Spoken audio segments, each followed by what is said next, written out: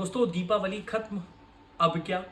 दोस्त इस वीडियो में बताने वाला हूँ कि दीपावली के बाद एक बहुत ही खास दिन आता है और जिसके बारे में आयुर्वेद के सभी वैद्य जानते हैं, पर मरीजों को उतना वो बता नहीं पाते, समझा नहीं पाते, क्योंकि उतना आस्तिक, उतना सामर्थ्य भी मरीजों के पास नहीं होता। पर ये वीडियो उन पेशेंट्स के लिए है जो आयुर्वेद को बहुत हृदय से चाहते हैं और अपनी दिनचर्या उसके हिसाब से करना चाहते हैं। मैं बात कर रहा हूँ यम दृष्टा की, यानी कि कार्तिक का आखिरी 8 दिन और मार्गशीर्ष यानी अगहन का शुरुआती 8 दिन। ये 16 दिन की अवधि को बोला जाता है यम दृष्टा काल, यानी कि यमराज को सबसे प्रिय काल। दीपावली पर ही तो आप यमराज की पूजा करते हैं, पर उसका औचित्य यहीं से आता है। इसीलिए यम दृष्टा की वजह से ही यमराज की पूजा करते हैं, शांत रखने की कोशिश करते हैं कि हे भगवान मेरे घर में ना हो।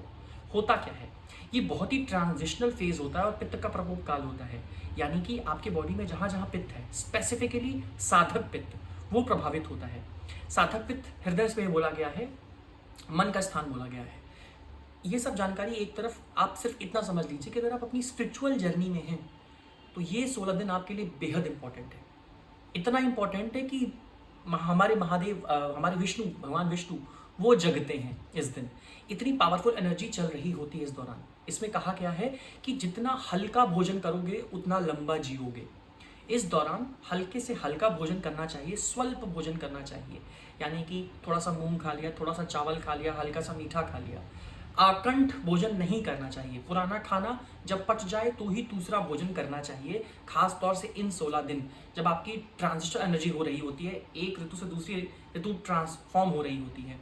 इसके बाद ठंड प्रॉपर शुरू हो जाती है और आप अलाउड होते हैं सब कुछ खाने के लिए।